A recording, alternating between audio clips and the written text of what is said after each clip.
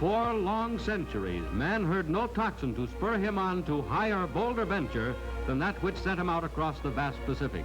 Across the endless sea first ventured proud Magellan, leading his tiny caravel to sweep forever from the seas the proud old clipper ships.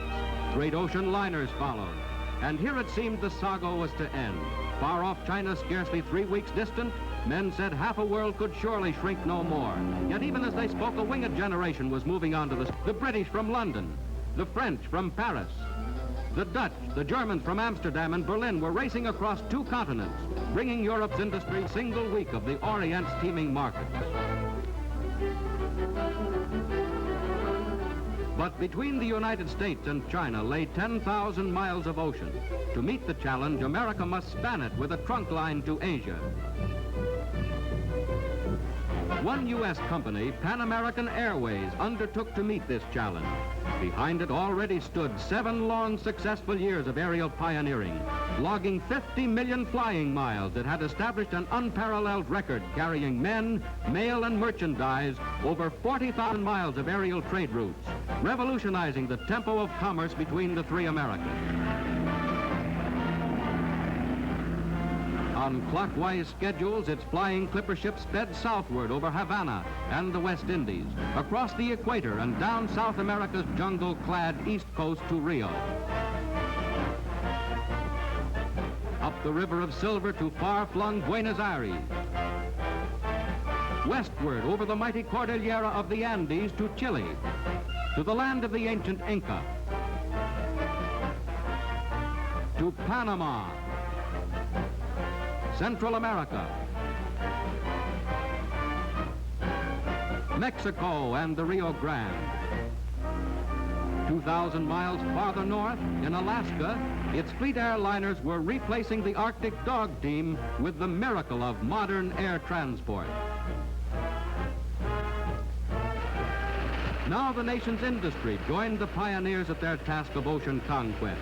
Aircraft manufacturers, designers, artisans labored to bring forth huge winged clipper ships. Engineers, technicians, scientists, and a score of allied industries developed tremendous power plants, propellers, 100 instruments. Pan American turned the Caribbean into a working laboratory in which to prove men, methods, and materials. Veteran pilots of airplanes became captains of ocean airliners, masters of celestial navigation, of seamanship. Others became flying engineers to man the power plants, meteorologists to wrest from the skies the secret of ocean weather. Still others perfected radio until it could span an entire ocean with its guiding signals. Ahead into the Pacific went an army of young Americans to build air bases thousands of miles apart across a trio of almost unknown dots on the ocean's map. 1 million items, over 6,000 tons from the holds of the North Haven, 10-ton diesel-electric plant, delicate instruments of only a few ounces, food, fuel, lumber, pipe, all the necessities of a modern community poured forth onto pounding barges, through lashing surf, over uncharted reefs, into lagoons which scarcely a score of men had ever laid eyes upon. Carpenters, cooks, plumbers, electricians, steel workers, dynamiters, doctors, diesel motormen, all masters not of one trade, but of many, hand-picked for the expedition. First they tackled tiny Midway, then 1,200 miles further into the Pacific, Wake Island. Blistering sun and shifting sand, sharp coral and blinding glare. Scrub to be cleared.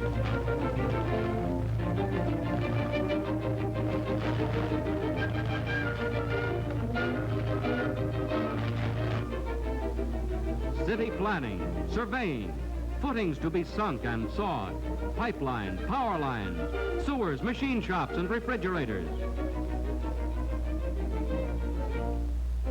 Accommodations for construction gangs and ground crews.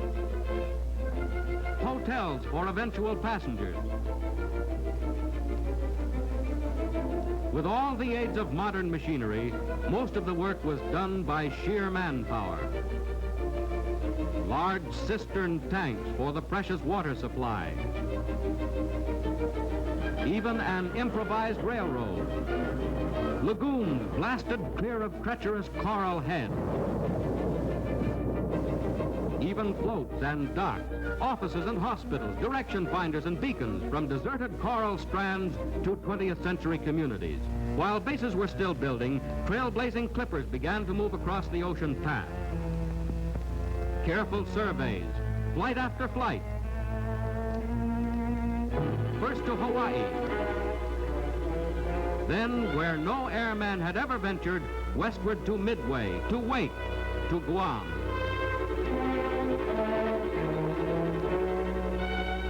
Finally, bases completed.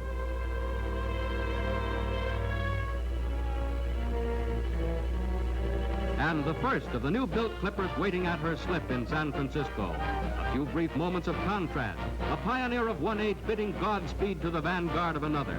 A few moments for mail, for messages of goodwill bound halfway around the world. 3 p.m., November 22nd, 1935, the China Clipper rising from the waters of San Francisco Bay with the first United States air mail bound for China.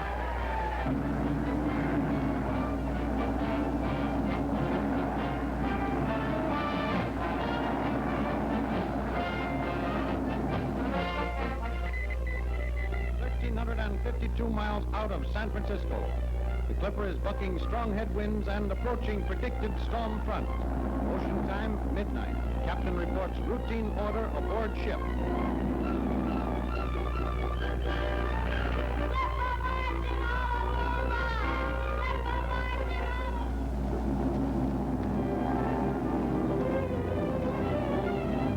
Effortless precision that thrilled a watching world. On to Midway, Wake, and Guam.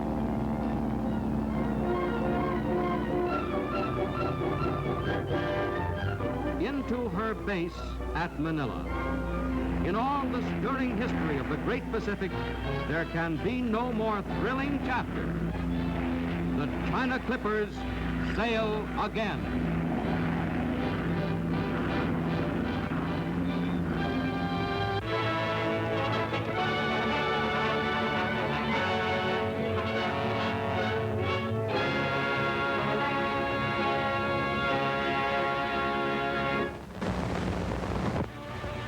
Yesterday's courageous enterprise is tomorrow's progress.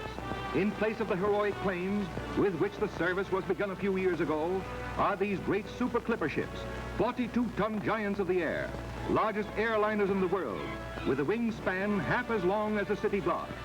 These 74-passenger ocean liners of the air are the products of Pan American's 10 years of pioneering, of extensive research and technical skill with which America's aviation industry has equipped this merchant marine of the air to maintain America's leadership on the trade routes of the world.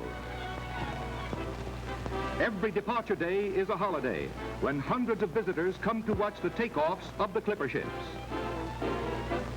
From nearby transcontinental airports, special Pan American limousines bring Orient-bound passengers to Pan American's airport on Treasure Island in San Francisco Bay.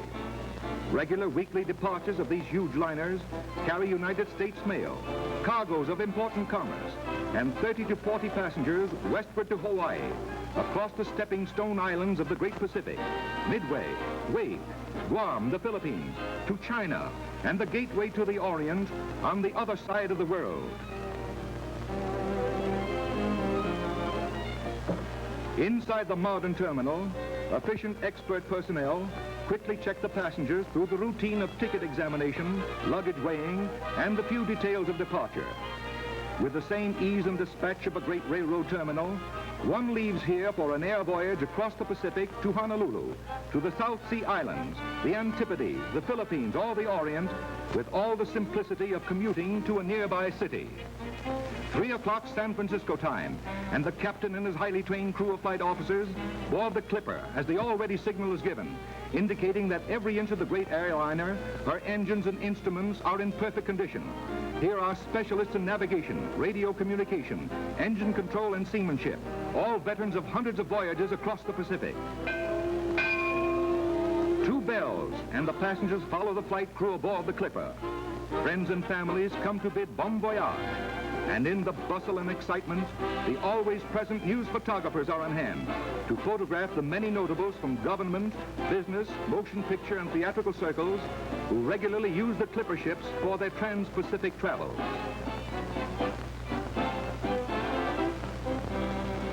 For this gigantic airplane were built the world's largest motors with great 14-foot automatically controlled propellers. As they spin into action, this 42-ton Leviathan of the skies glides smoothly over the waters of the lagoon of trade winds to the great bay beyond.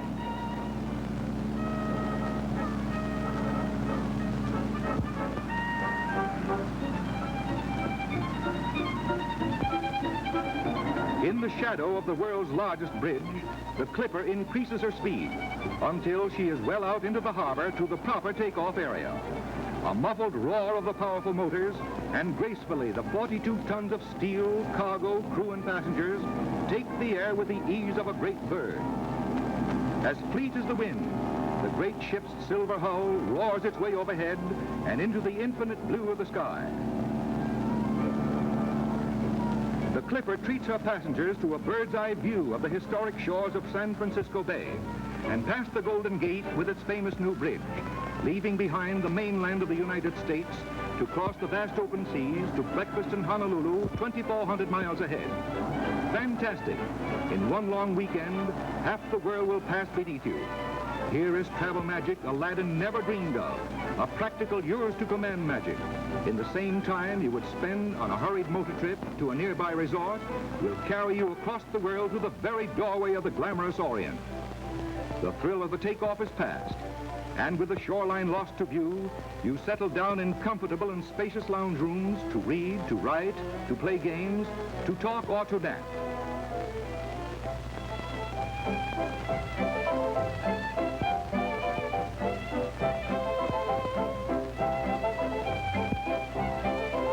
There are always things to see. A mighty ocean liner of the Pacific below, bound for Hawaii, our same destination. It's a novel thrill, too, for the passengers on the steamer who wave their greeting to the speedy clipper ship, which rapidly passes them into the distance to arrive in Honolulu for breakfast. But it will take them almost 5 days more.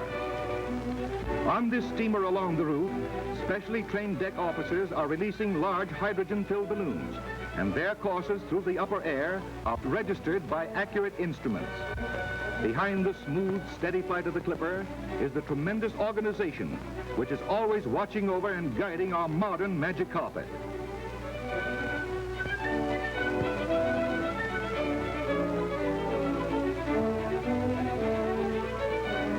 These reports and many others are sent by radio to the home base.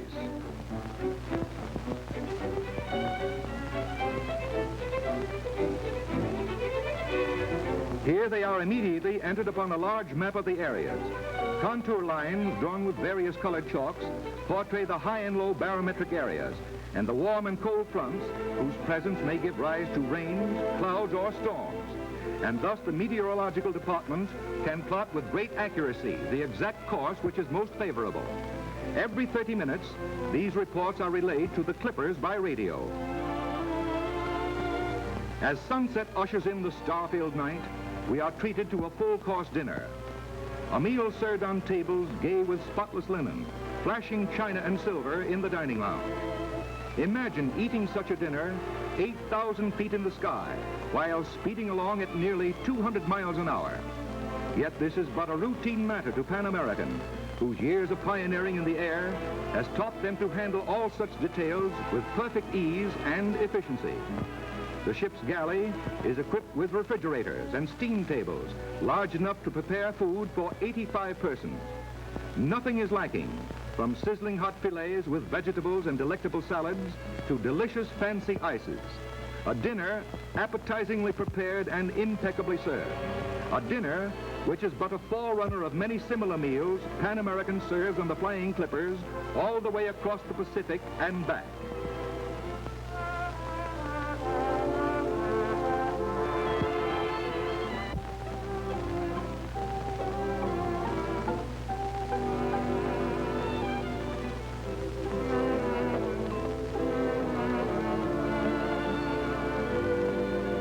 After dinner, bridge, reading, writing, games, and conversation occupy the swiftly moving hours until bedtime.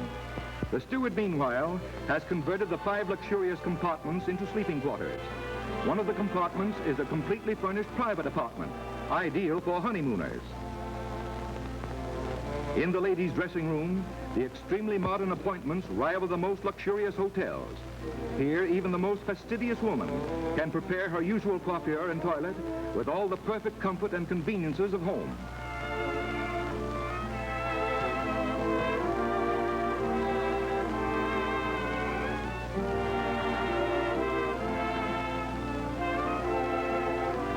As drowsiness steals over you, private sections of comfortable roomy beds are awaiting you.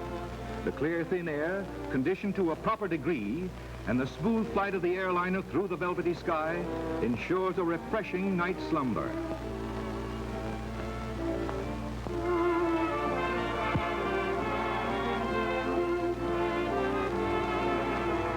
And so to bed, to sleep and dream of the lovely land of flowers, which we will awake to see in the early morning.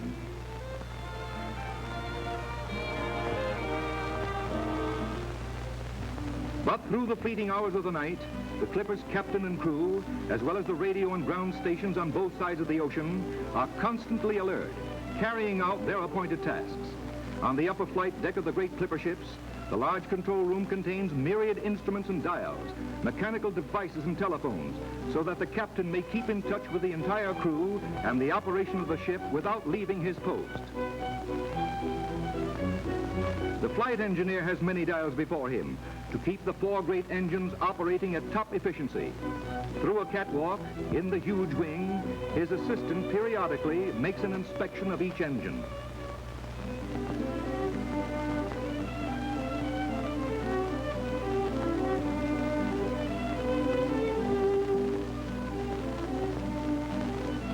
The radio officer is constantly in touch with ground stations, ships at sea, and the marvelous direction finders which are located at strategic points along the line and which check the Clipper's exact location at any time, regardless of the weather, daylight, or darkness.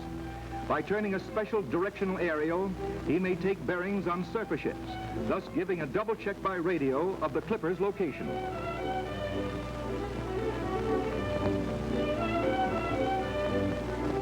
A still further check on the ship's position is made by celestial observation of the fixed star at night and of the sun by day by means of a special octant. And now, still another check for drift, known as dead reckoning, is made by means of an apparatus through which an officer sights a fixed object on the ocean, such as a flare which is dropped on the sea at night or a sight bomb during the day. All of this data is plotted on the chart by the navigator. Hour by hour, this efficient check and counter-check speeds us on through the night as we sleep in our comfortable berths. But everyone is on hand to enjoy the thrill of an aerial sunrise at sea. The red glow of the rising sun reflects from the blades of our fast revolving propellers, making a fantastic design. Out of the window, the unparalleled beauty of the sun rises over the infinite expanse of the ocean as we fly high over red-tinted fleecy clouds.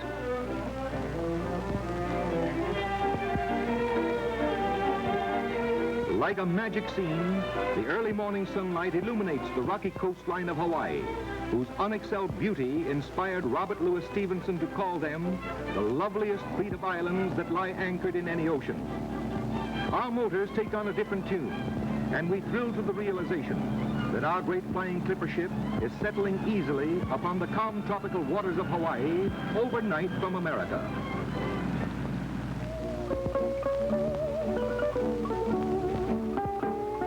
Excitedly stepping ashore to spend a day or weeks in this lovely land, we feel the aloha of the flowered leis as the sweet music of the islands greets us. And the romance and hospitality of Hawaii is symbolized in garlands of fragrant blossoms, the flower leis, colorful wreaths of carnations, plumeria, white ginger, and hibiscus, which are presented to each passenger in the age-old Hawaiian custom.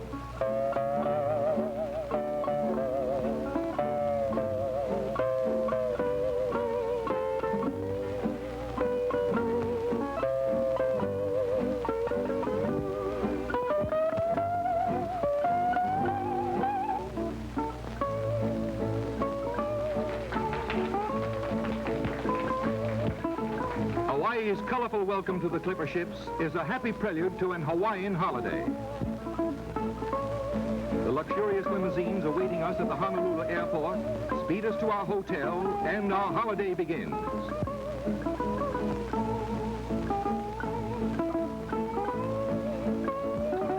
The first attraction, of course, is Waikiki Beach itself, whose white sands and turquoise waters are an irresistible attraction. Waikiki, long the object of romantic dreams for the entire world, now becomes a reality. Such a few short hours from the drab coastline of the mainland to lie on a beach of white coral sand and gaze out into the turquoise waters so bright that it seems that if a white scarf were dipped into this turquoise liquid, it would come out dyed the same rich color. Through the fringes of coconut palms, whose leafy rocket-like tops yearn toward the sea, stands Diamond Head, the famous landmark of Hawaii. It rises abruptly out of the sea and guards lovely Waikiki, the world's most famous beach, famed even in the days of the Kamehamehas, and on whose shores the ancient kings of Hawaii used to dwell.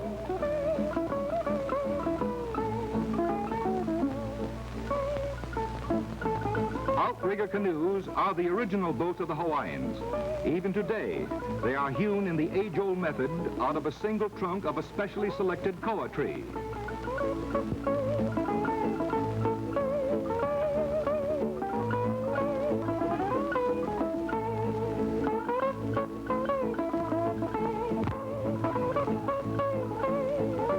Waikiki Beach is famed for its surf riding and outrigger canoeing. There is no sport on earth more thrilling. It was the sport of Hawaii's kings in the past, and every newcomer to Honolulu today is gripped with the ambition to ride one of these mighty chargers of the surf. The Hawaiians are skilled in managing the tricky toboggans, but it is an art which any good swimmer may learn with a little patience.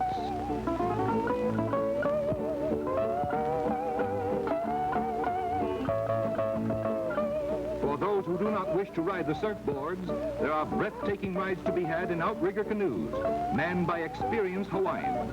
An unforgettable experience as the boat races down the slopes of the moving hills of water, with spray stinging invigoratingly as the prow of the canoe cleaves the churning blue water.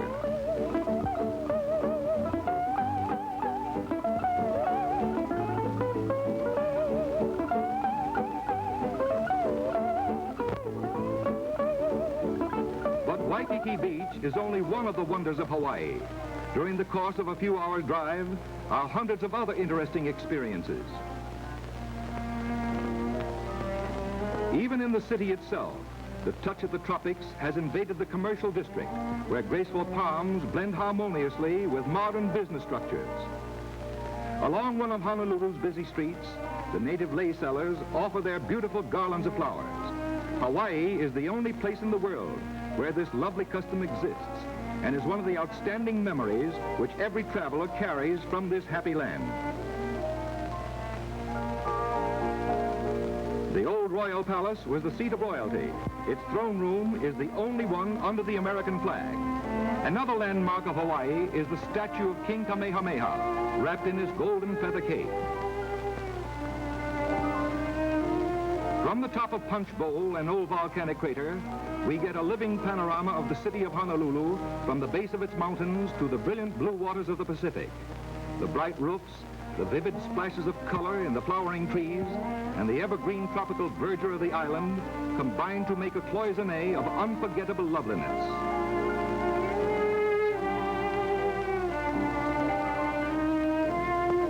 An excellent highway winds through Nu'uanu Valley, past lovely waterfalls and sweet-scented gardens. Our drive takes us to the famous Pali. At the time of King Kamehameha I, who conquered all the islands and put them under one government, this Pali was a scene of great destruction.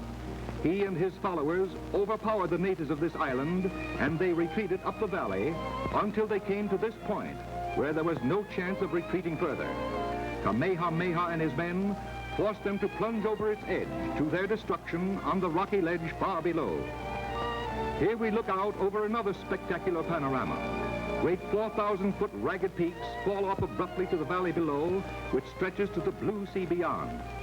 Here the exquisite vividness of the islands is laid before your eyes in a great tapestry of color and form. Hibiscus flowers thrive and bloom in abundance.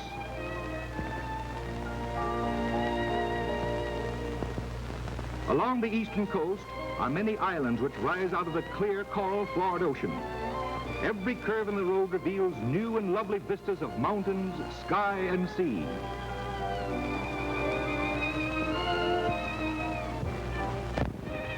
In the rich volcanic soil of Hawaii grow the finest pineapples in the world.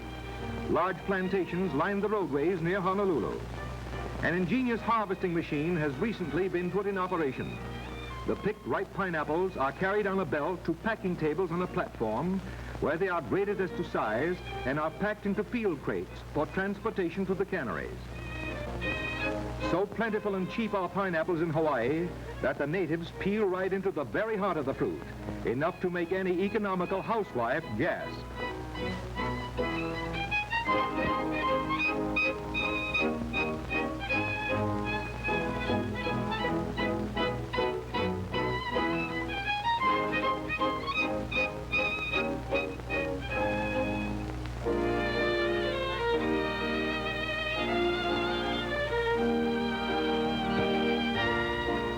Good as pineapple is in the can, there is nothing which can compare with the flavor of a freshly picked, sun-warmed, juicy pineapple. Truly the king of fruits. The full glory of the red tropic sun silhouettes the graceful palm trees on its downward course behind the glowing sun. It brings to an end a glorious day, crowded with interest and pleasure in this enchanted island. While out on the Pacific, the sun is not yet set upon Midway Island, the next stop of the great clippers on their flight across the vast ocean. Upper air observations are made here by a Pan-American weatherman. Through the theodolite, the course of the red balloon is followed as it rapidly ascends and drifts into the blue of the sky. The upper air conditions are thus determined and sent by radio to Honolulu, where the captain and crew of the Pacific Clipper board the ship in the early morning for its flight to Midway Island with full knowledge of all weather conditions ahead. One of the greatest factors in modern aviation science.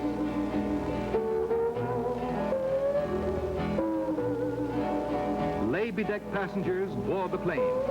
The wearing of leis is Hawaii's aloha, a word which means the same as hello and farewell, but always carries a symbol of love, which is tinged with a slight sadness upon departure.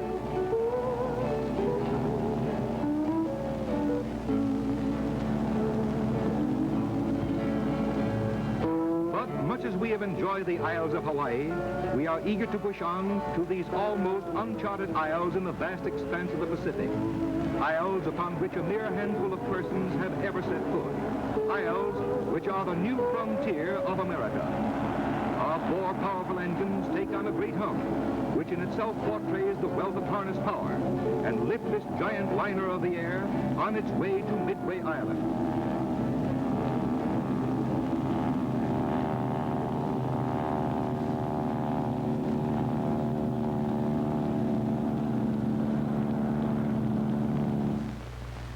The air cruise from Hawaii to Midway presents a magnificent parade of coral islands, crested surfs, and turquoise seas.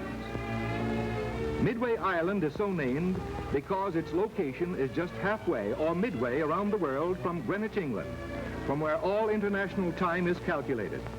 A small dot in the vast Pacific, yet its geographical location makes it a natural stepping stone on the course of the flying clippers.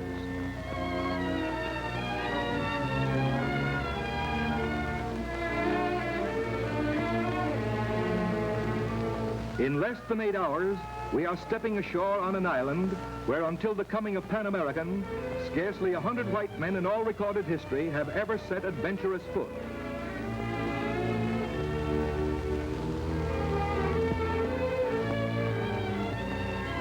Cars away to drive us to the hotel, the only 2 cars on the island, brought over here by the supply ships, so that we may have every convenience on this little isle.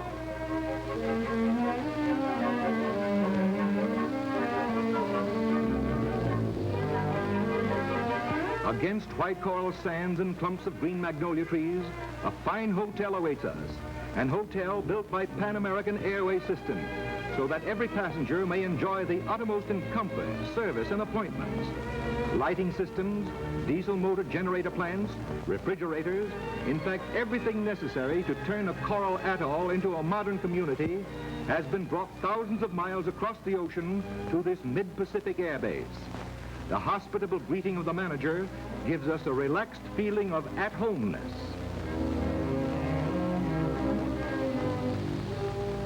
In this newfound vacation land, reached only by the winged monsters of today, there is a sphere of isolation and freedom from all the noise of traffic, telephones, and blasting radio, yet with all the comforts which man's ingenuity has been able to devise.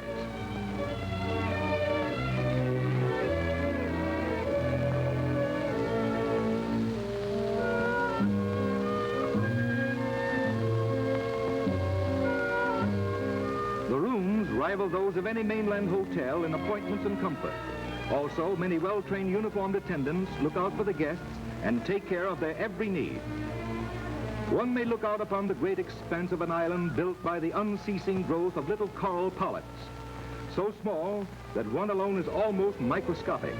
Yet this entire island is composed of nothing else. The seeds of the vegetation must have been brought by the many birds, which make this a home or resting place.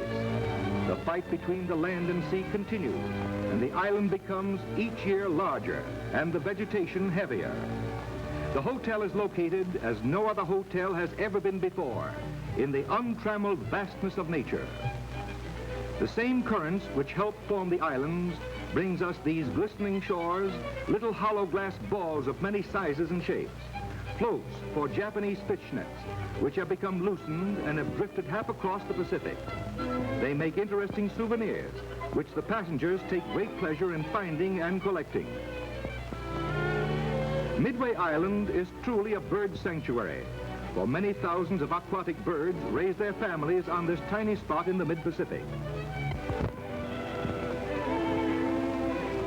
Here, too, on Midway Island, the famous goonie birds live for many months of the year. Technically, these birds are Laysan albatross, but due to their crazy antics, they have been nicknamed Goofy Goonies. For months, the babies are covered with a soft down and are fed only by regurgitation. Will come a third who attempts to join them. Even four may be dancing together, but generally in that case, they break up into pairs. This performance never stops. They never tire.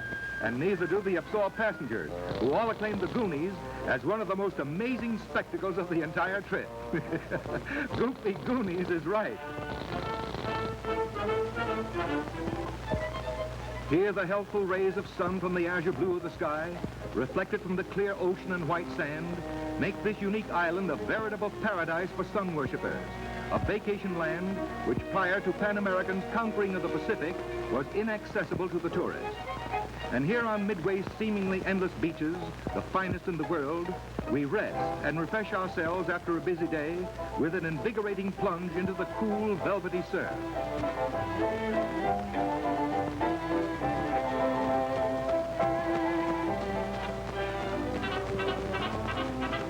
In the comfortable lounge at the hotel, where starch shirts or evening clothes would be an affectation, the passengers collect before dinner, their appetites sharpened by the long round of activities during the day, or perhaps a delicious cocktail.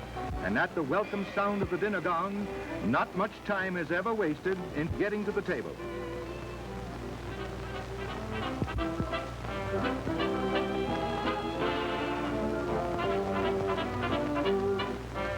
In the modern, well-equipped, spotless kitchen, Pan American's efficient catering department prepares everything necessary for a splendid dinner. Fresh vegetables, milk, eggs, and many delicacies arrive on every plane. So here in this little far-off island, you may have fresher foods than on an ocean liner.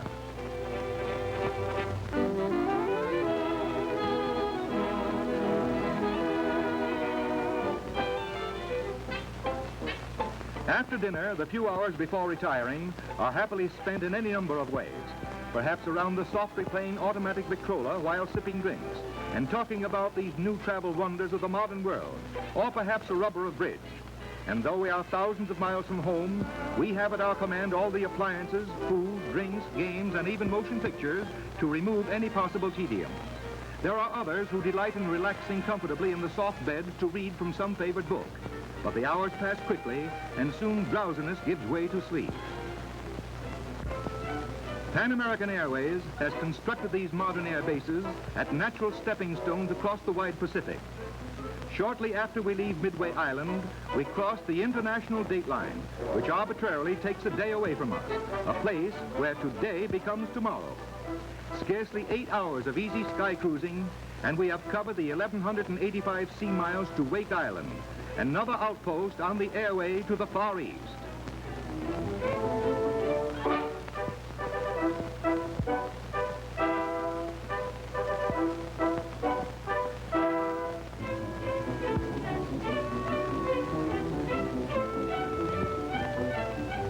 Wake Island, a tiny pinpoint on the vast Pacific's map, 5,000 miles from America's mainland, consists of 3 islands, Wilkes, Peel, and Wake.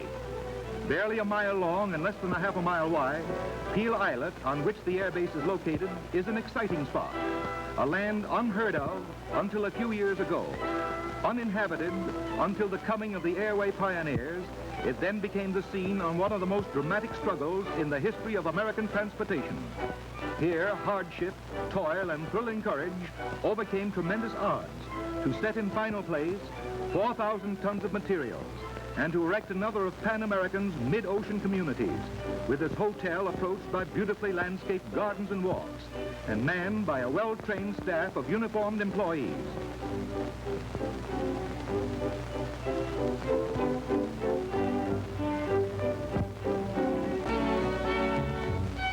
It is a short sail out to the coral gardens. Nowhere else in the world is there such crystal clear water as Wake's Lagoon, and such a magnificent and brilliant array of hundreds of tropical fish, which live in and about the great coral heads.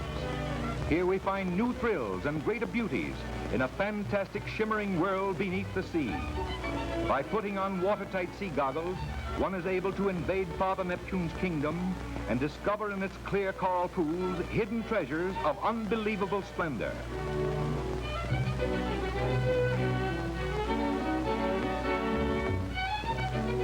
Beneath the surface, like a dream, a new and fantastic world becomes instantly apparent. Words seem inadequate to describe these gay-looking fishes. Their exotic designs and colorings are so bizarre that one would almost believe them to be artificial. These are a type of butterfly fish and are so beautiful that the name seems quite appropriate, especially when it is called a saddled butterfly fish, due to the large black saddle-like marking on its back.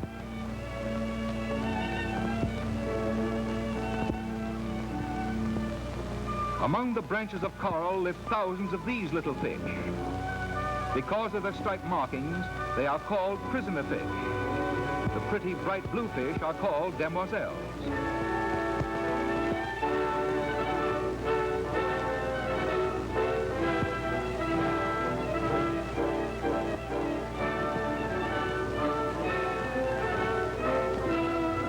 Another beautiful type of butterfly fish dwelling in these warm pools of Wake's Lagoon has the imposing name of Chetodon setifer.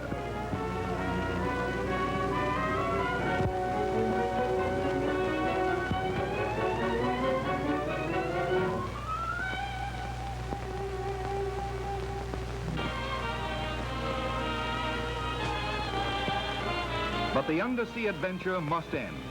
Having glimpsed this fantastic fairy garden of the deep, the memory of its magic beauty will linger forever. Wake Island, so newly added to the world's travel map, is already becoming a favorite vacation spot for travel-wise voyagers. A land reserved to those who fly, where every comfort and convenience, excellent food and expert attention are as much a part of your stay as the breathtaking sunsets, its rainbow waters, the friendly sun and the cool trade winds blowing from across 1 billion square miles of open sea. A unique wonderland unmatched on the face of the globe. It is with regret that we turn our sailboat into the setting sun, where the hotel and dinner beckon. Another isle and another day enjoyed to the fullest on this new high road of the sky.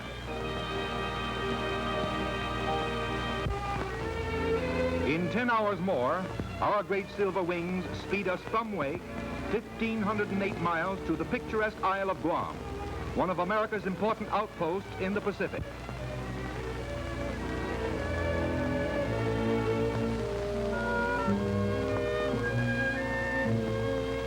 Here again, Pan American brings you to another wholly different land. Another land all but unknown to travelers until the coming of the flying clipper ships. Like Midway and Wake, you stop at another of Pan American's hotels and are made comfortable by the same unobtrusive personal service which has made these ocean airway stops such a pleasant feature of the air traveler's voyage over the Pacific. Wishing to lose no time in seeing this gloriously beautiful tropical isle, we leave the hotel almost immediately to ride in comfortable cars over the fine scenic roads of this pearl of the Pacific.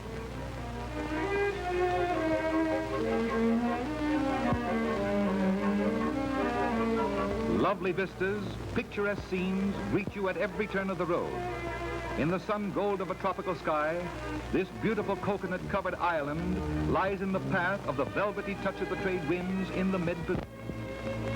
The old palace, built in the time when Spain owned this island, now is occupied by the American naval governor.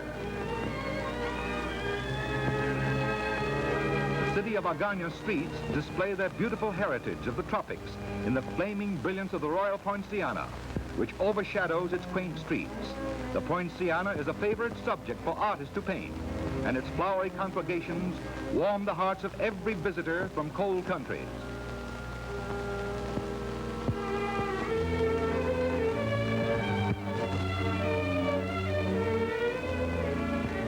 A novel sight to the tourist is the natives' method of drying laundry. Here it is not hung on lines, but laid on long bamboo tables along the roadway and in front of the house. All streets and houses in Guam are very clean. Picturesque little native dwellings with whitewashed walls and thatched palm leaf roofs. Roofing a house in Guam is a community affair, the cause for a big feast. The women gather and weave the palm fronds for weeks and weeks, and upon some appropriate day, all the menfolk of the neighborhood turn out in full force, and in a very short time, the tedious work of lifting and tying each leaf onto the framework of the roof is accomplished. Then the celebration starts, and the pretty girls dance the native fandango. In this way, what might have been tedious work becomes merely the prelude to a happy celebration.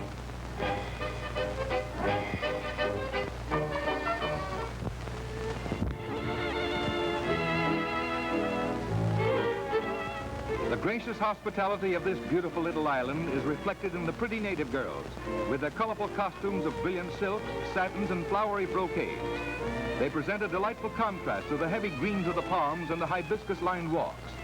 The fountain of the governor's garden is a favorite rendezvous for their Sunday stroll. Their dress-up costumes are patterned after the gowns the Spanish ladies wore when the island was under Spain's control.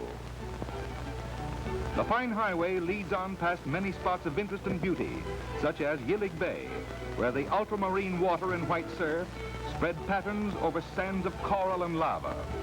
Picturesquely located along one of the many streams, this quaint thatched roof house with nipa walls has a charm of its own.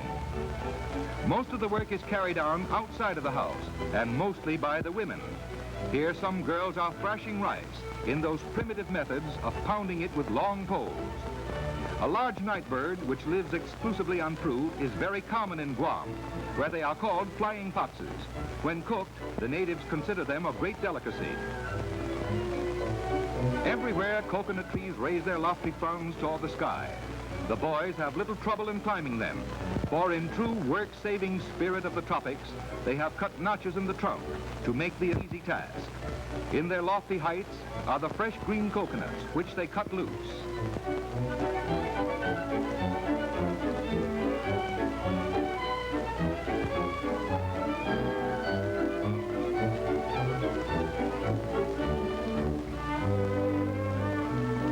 The vicious-looking machete is an all-around knife, which serves about every working purpose for the natives. Now, don't worry, they're extremely adept in using them, so adept that it frightens the onlooker. Telefofo Creek winds its way through verdant palm trees to the ocean. There is only one beast of burden in this hot tropical land, and that is the carabao or water buffalo. He is called water buffalo because he spends most of his time in the streams or muddy pools. These beasts are used by natives throughout the entire Orient as well as these far Pacific Isles, and it is said they have a distinct dislike for white people. However, the carabaos in Guam seem to be very docile animals, which the children lead around by the nose with no difficulty. It is not an uncommon sight to come upon an entire village hauling in a tremendous net with which they have entrapped a school of fish, one of their main items of food. The fish are separated from the seaweed and divided up among the inhabitants. The owner of the net gets the lion's share. A stingray caught in the mesh will make a big dinner for some native family. Something entirely new in the way of a travel thrill is to make a trip by carabao into Guam's dense tropical jungle, giving one all the effects on this little island of a safari trip into the equatorial jungles of far-off Africa. Native boys lead the clumsy water buffaloes through the dense jungle trails, thickly lined with bamboo, nipa palms, tree ferns, and large leaf taro. The air heavy with the scent of fragrant flowers. Admittedly, these broad-backed beasts are not the most comfortable riding animals in the world, but it certainly is fun. And awaiting us at the end of the trail is a lovely waterfall of fresh, cool mountain water, where one may swim about in the refreshing pool at its base. The natural beauties of this lovely isle, with its gracious hospitality and happy mode of living, the wealth of senses and color, make your stay in Guam, even if so short as just overnight, a vivid experience long to be remembered.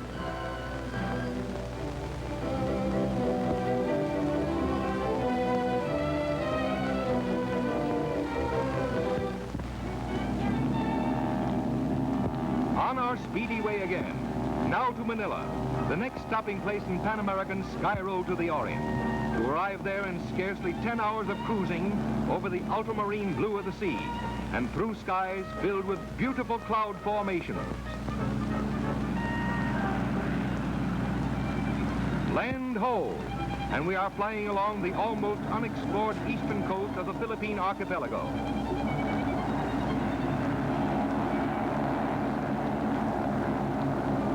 Heading straight across the island of Luzon, on which Manila is located, we pass over the tall volcanic crater of Lake Tahoe, the only place in the world which has a mountain within a lake and a lake within a mountain.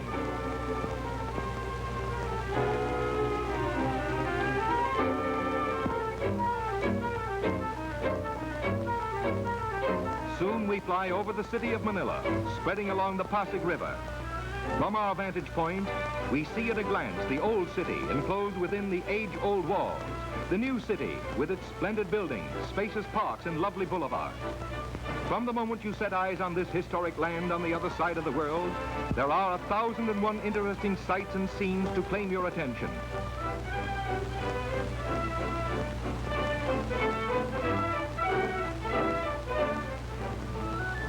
In 1572, the Spanish captured the city from the Moros and built a great wall around their newly conquered prize. This same wall stands today, almost intact, but its ancient moat has now been transformed into a municipal golf course. Inside the walls of the old city, the Manila Cathedral still retains much of its original charm.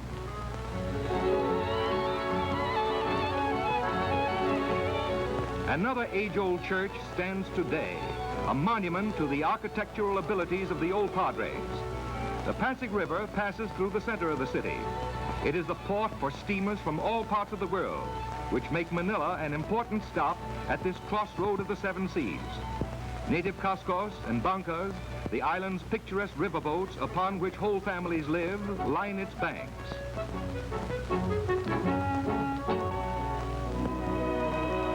There are over 100 islands in the Philippine group. Each has over 100 lures for the modern traveler who, over a single long weekend, can revel in these much-sought travel treasures that, until the coming of the flying clipper ships, demanded weeks of tedious travel just to reach. Jolo, in the heart of the Sulu Sea, is the home and capital of the Sultan of Sulu, the only sultan under the American flag. Here, an entire city is built up on stilts over the water. Hundreds of natives, called Moros, are born, live, and die on this strange pier without ever leaving it. The ramshackle streets are narrow bamboo walkways, so broken and patched in places that one must be very careful where he steps, or a spill into the ocean is likely.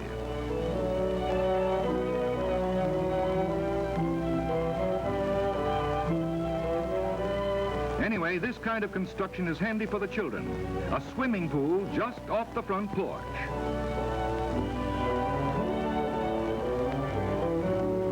Firewood is one of the necessary commodities and has to be brought from the islands some far distant in little native boats, which add a picturesque note to the waterfront. Most of the men are pearl fishers.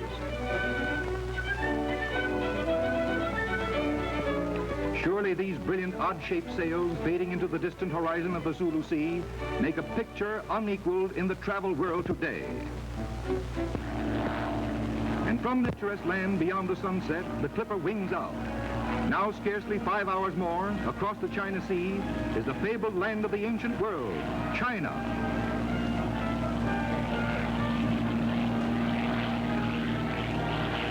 Macau, the oldest foreign colony in China, entrance to the Orient. This settlement of ancient Portugal is our first port of call on the land that lies at the other end of the world from our own.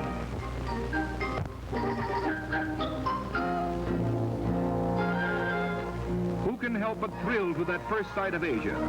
Its curious blend of modern European and unchanging Oriental is ever apparent on all sides. Fortunately situated at the mouth of the Canton River, Macau was for centuries a bustling port for European merchants trading in China. Almost as surprising as its European atmosphere are Macau's policemen, which are neither Portuguese or Chinese, but great husky-bearded Sikhs from Portugal's colony in India. Macau's beautiful boulevard, Avenida Republica, resembles some European resort of the sunny Mediterranean. But this illusion is shattered by the rickshaws, uniquely Chinese, which are one of the city's main methods of transportation. For a few pennies, a Chinese coolie will run you to any part of the town in a few minutes.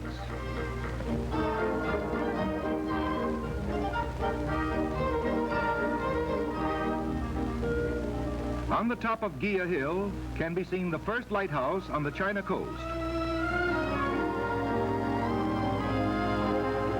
In the center of the city stands the great stairway and ruins of St. Paul's Church, at one time the center of all missions which went into China and Japan.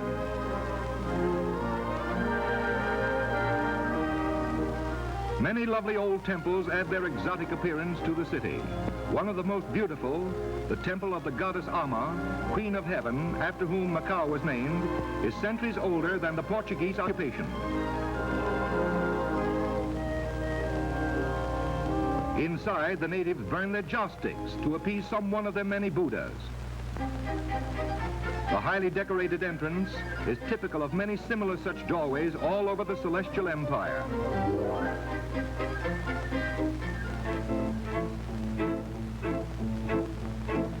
Just outside the city is the main road from China, only a few miles away.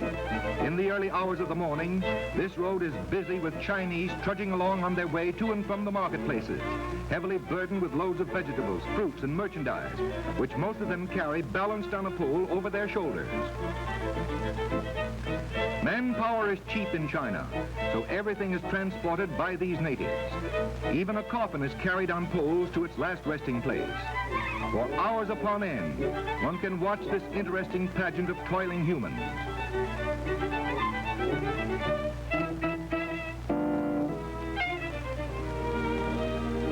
Firecrackers is another of Macau's important industries. Millions of dollars worth are sent each year to all parts of the world.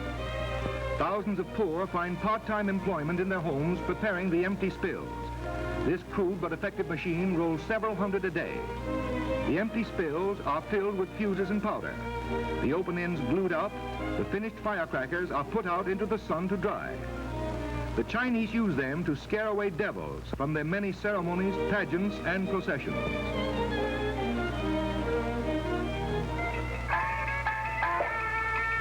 Many festivals take place around these temples. Large oriental banners and flower-bedecked shrines are carried through the streets to the weird music of a Chinese orchestra.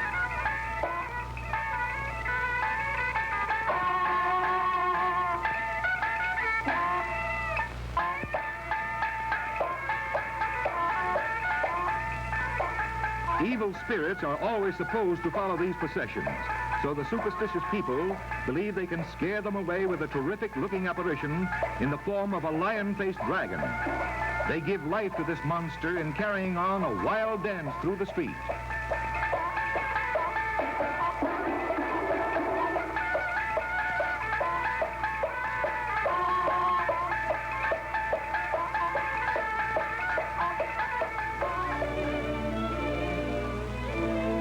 The principal industry at Macau is fishing, in which it is estimated about 50,000 Orientals are engaged. They come and go every day in their junks, seagoing native ships with their incredibly ancient queer-rigged sails. So numerous are they that the entire harbor and coastline is constantly filled with them. These picturesque crafts, with their low bows and high sterns, give the appearance that they are sailing backwards, yet the Chinese navigate them with the greatest of skill and apparent ease. Everywhere, sights and sounds and incidents lure us to stay a while longer in this unusual city of the East. But Hong Kong, only 40 miles away, beckons us on.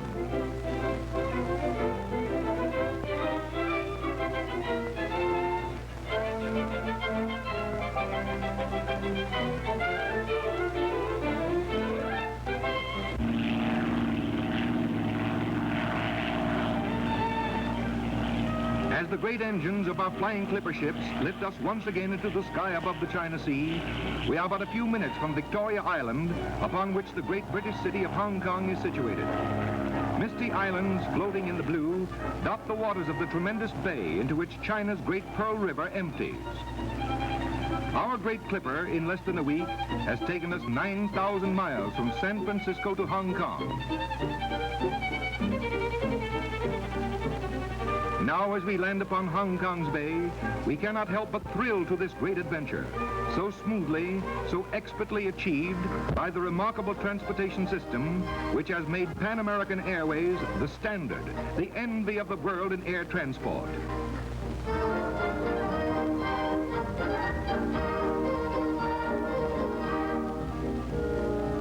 Vessels from many ports the world over, and the ever-apparent junks fly back and forth between the two sides of the bay, transporting natives and supplies.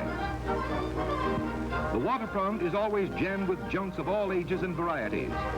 10 million of China's population live aboard these junks, which go up and down the China coast, carrying freight or fishing, which is also one of China's major industries.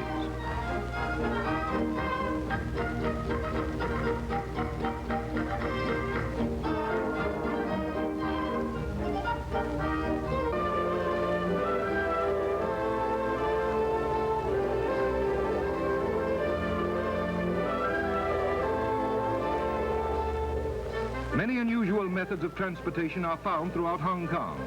In the hilly districts, sedan chairs are used to ascend the steep grades. It is a pleasant and unique sensation to be carried about in one of these sedan chairs like an ancient emperor.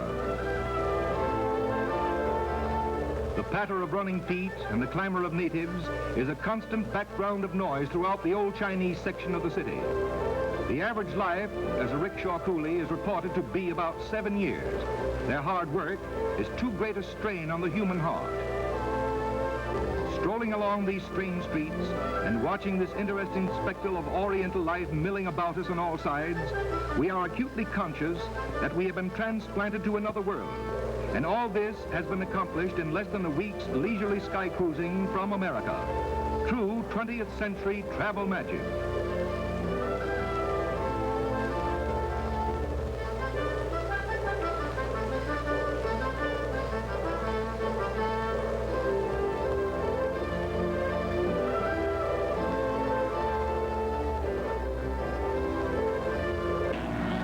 Hong Kong is the hub of the world's airways in the Orient. And at Kai Tak, a fine modern air terminal, planes are constantly coming and going from all parts of the Far East. Here a large airliner of a China National Airways, in whose operation Pan American is a partner with the Chinese government, is just landing from China's ancient cities near the border of Tibet.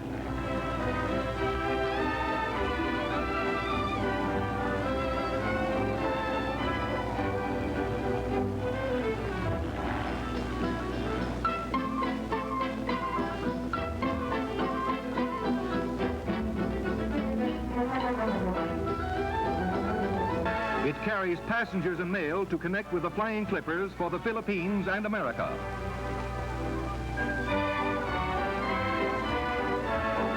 From Bangkok, Siam, the Imperial Airways plane descends from the skies to make its scheduled connection with Pan American. From this Hong Kong gateway, all the fabulous interior of China is but a few hours distant, and the same excellent care and attention you experienced on your 9,000-mile flight across the Pacific Ocean accompanies you every mile of the way on your aerial voyages through this amazing land. At Hong Kong, too, you may transfer to Imperial Airways for Indochina, Bali, and the East Indies, for Malaya, India, Persia, Egypt, Africa, or Europe. Hence by clipper again across the Atlantic to complete a circumnavigation of the globe.